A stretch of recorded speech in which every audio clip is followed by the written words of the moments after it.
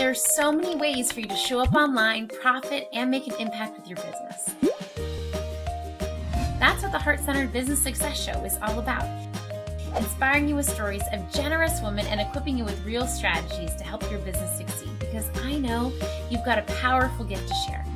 Thanks for tuning into the show.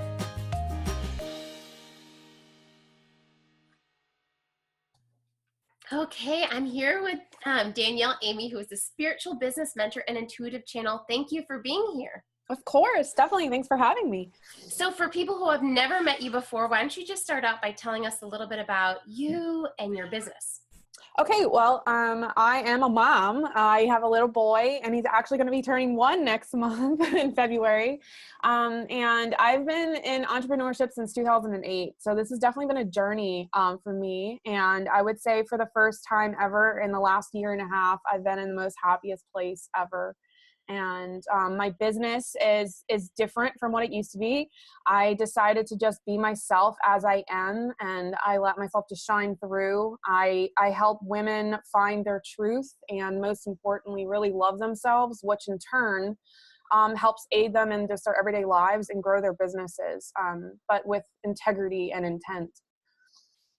So I love that. So if someone's watching this and they're wondering, I don't even know if I am living in my truth. I don't quite know what that means. What's the first step you would suggest they take to figure out or to inch towards living in their truth?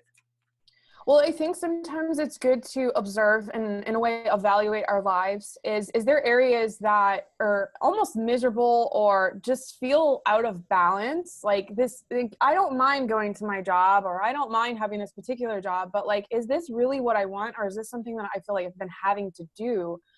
So slowly it's like, whether it's people's marriages, and not that it means that they have to end, but is there a time and a place that you just haven't spoken up yet? Like, did you just not say your true feelings out of fear of judgment, out of fear of hurting somebody else? And so it's just a time of just reflection of, really, I like to do this to my clients and insert name, like for me, what does Danielle want? Is this really what Danielle needs? And I find that reflecting upon that and really going inward and asking yourself brings forth sometimes things you didn't realize were there. And therefore brings more opportunities for us to then step forth really fully in our power than we ever have before. I love that. Such a practical assignment, right? Just asking, like, what does Anna want? And I feel like as we shift and grow, that shifts and grows too. And I think we forget that. Like, I know for me personally, like, I have to always recheck in. And then often there's something in my life that's accumulated where I'm like, how did that even get there? Or how did I even start doing that? Like, I didn't even intend for that, but I love that question to check in. So once someone is clear on what Anna wants, what would you say? Like, let's say it's something that they feel like is unattainable, or like, I don't even know how to get to that. What would you say is their first step towards moving towards it? Well, I find sometimes digging and discovering is really good. I like to use this analogy, like, even, I guess, to give a little bit more clarity, what I said before, analogy I use a lot is, picture it's like this area of your house that you kind of just store stuff in. So sort of like a storage room. And like over the years, you just pile stuff in there. Sometimes it's stuff that you really do like. It's just not, it's seasonal, or just not time. And then other times it's like, Aunt Sarah gives you something for Christmas and you're like, well, let me just go put this on the side. Well, through life, that happens in our minds. And so I like to use the exercise also, like, besides of like, what do you want? But like, as you're going through it, it's sort of like sorting the laundry of life and sorting through the boxes of life. So it still takes some time sometimes and some effort for us to go through each box. But at the same time, like, every time you rid yourself of these things, it's like, again, like, it just kind of naturally occurs. Like, stuff starts coming forth. Like, you think you're going through like, without giving details, like, I've had clients where they come through and they're coming to me because deep down inside, they know that they want more. They don't know what it is. They don't need to know how it is or what it's going to be and when, but they just know that there's something there. And simply by them using their voice, which I like to call the truth-o-meter, they just start speaking. They just start speaking and it just starts coming out. And then, like, I find, for me, with assistance with them, I'm able to help gauge them, but just everyday life is just, whether it's through journaling, whether it's through, again, like a walk where I tell people to record themselves often. And if you're not keen on journaling with your hand and an ink pen, put some headphones in with a mic, and everybody has cell phones these days that record for the most part. If not, I'm sure they can buy a little recorder, but like walk around and like really explore yourself and your thought patterns. And really you'll start to uncover stuff of like, it's not that your relationship's bad with your husband, but you realize, well, there's an area about myself I sort of been suppressing. That suppression is that part of life that starts to like block us, that the blocks that everybody likes to talk about. But in turn, it doesn't always block us in that specific area. It'll leak out in other areas, where our self-confidence comes in, or our voice isn't being spoken. So I heavily encourage, no matter what it is, if they feel something in their heart needs to come out, if they know that they have more and there's something more to them, just explore yourself and know that there is nothing that you're doing wrong. You're just exploring life, trying on the clothes of life, and you get to sort the laundry and send that stuff back where it came from, donate it, and just let yourself and give yourself like space and grace, to just be and know that you don't have to be anything than as you are, and you're always right where you need to be. It's powerful. I love your analogies, and I feel like it's helpful to have like a real, like an image to think through as we're like sorting through more complex decisions in our life. Yeah, I found that helped me greatly because I'm very visual. So it kind of helped. And I literally, to the point for myself that nobody told me to do this, I drew like little baskets on a piece of paper. And as I was going through my thoughts, I was like, yep, this is my mom's. This was taught to me in school. I thought I had to be this way to be successful. I had all these baskets, but then I also had a really big one in the middle with my name on it. And I got to add whatever I wanted to it. And some of it wasn't even there yet, but I knew that I had the opportunity at any point to add it to be the person I wanted to be. I love that visual laundry basket thought sorting exercise. Random, but yeah. Powerful. So as you have thought through almost 10 years of business, no, 10 years, it's 2018. This is your 10th bizversary. Yeah, it is. I didn't even think about that. Entrepreneur-versary. Yeah, in June it will be. So as you think about those past years, like when you think about your first business and how you connected with your first client, like how did that happen? Well, it was scary. I'll definitely say that. I didn't know what I was doing. I didn't know what I was doing at all. And actually my very first business was so creative based. Like when I think back now, it actually still like puts a smile on my face, is because I really was at my true roots. I think when you think back to your very first business, you have to see us like being like children, where it's not that we're like naive. It's just that like children have no filter and they just kind of like do something just to do it because they just feel it in their heart.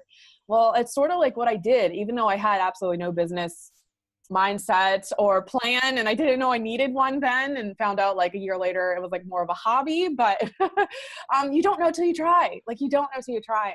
And so I still remember the very first time. I think I sold something for like $7, but it was like amazing. But all I was doing was just, again, the same thing I do now, just in a different context of putting myself out there through social media is how it has, I guess, been my container for everything.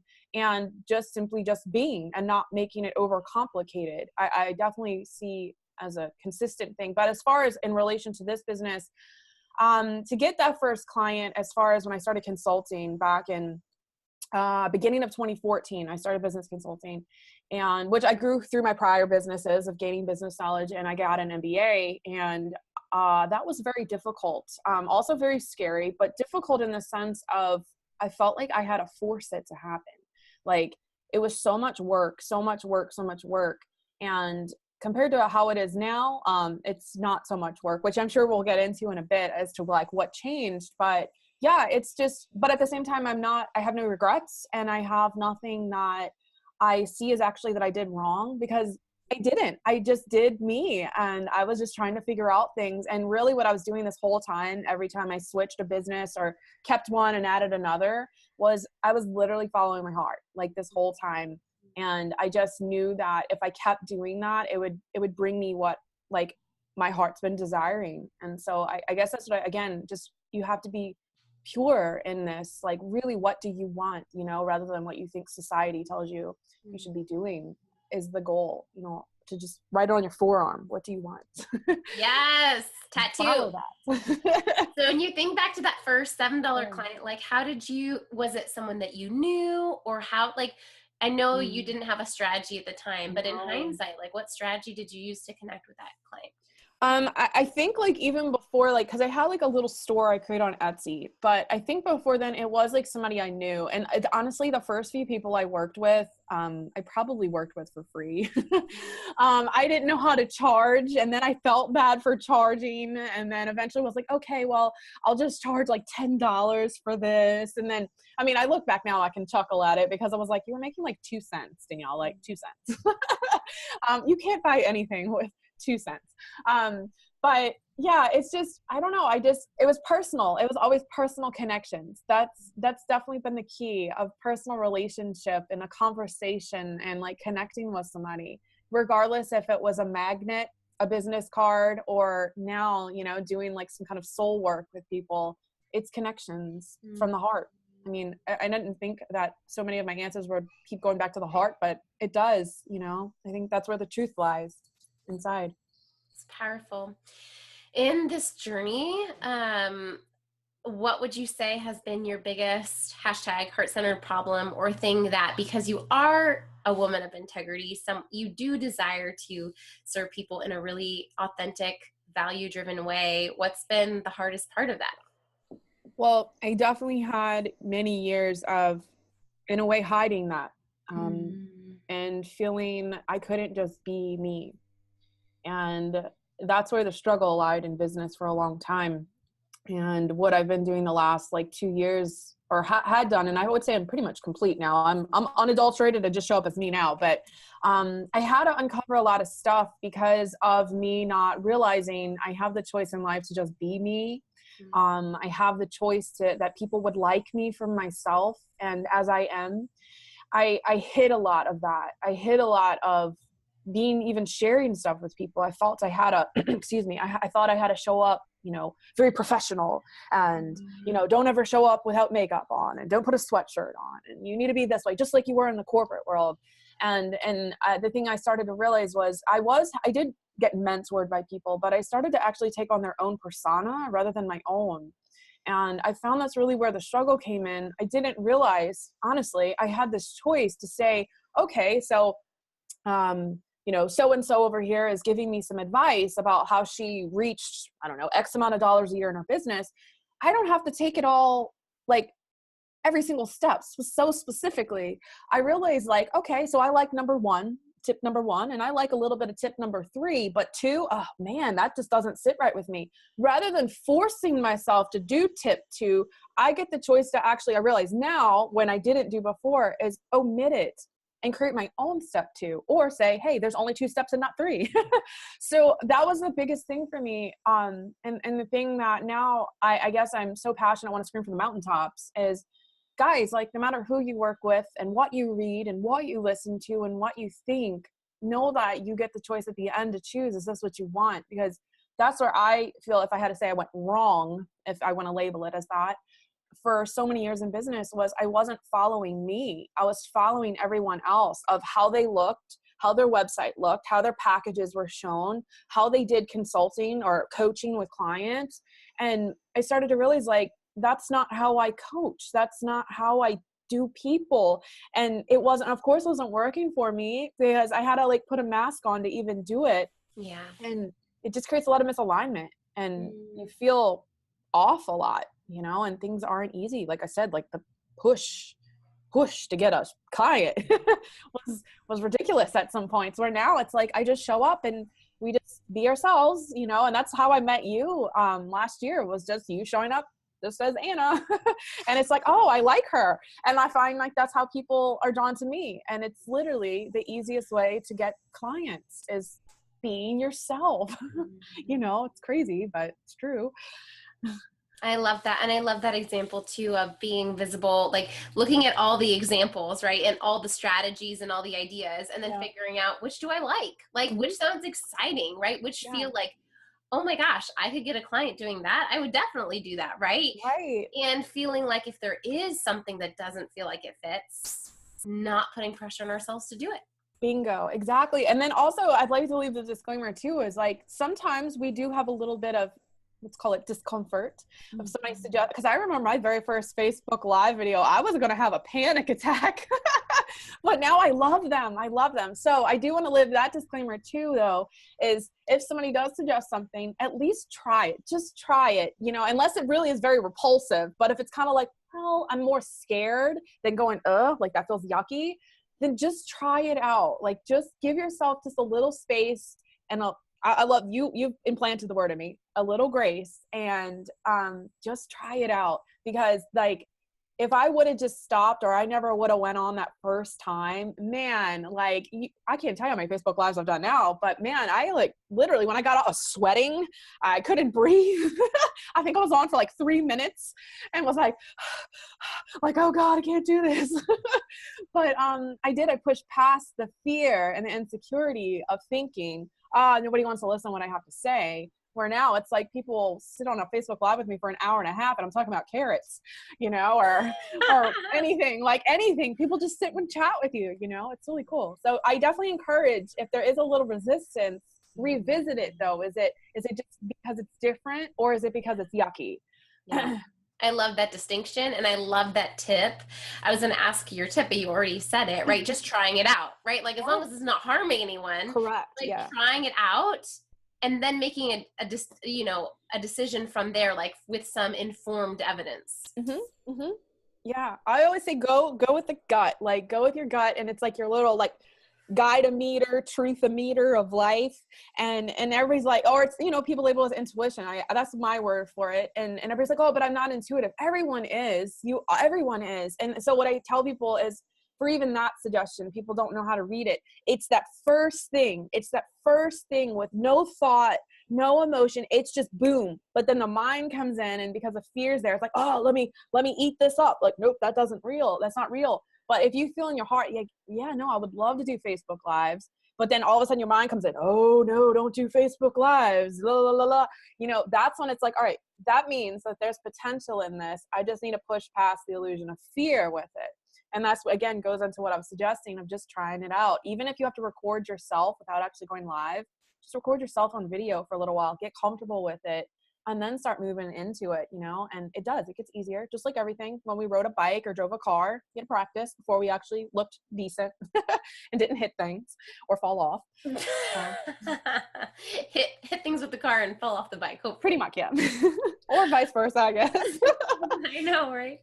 I love that. I love the definition of our intuition. And I feel like for me too, often what clouds my intuition is not even like, I don't know, lately I've been noticing this pattern of like, okay, like I'll have an idea, but then I'll have a secondary idea that I feel like I have to do in order to do the first idea, instead of like, I could just do the first idea, right? And so I think it's like learning our own sabotaging patterns too. Yeah.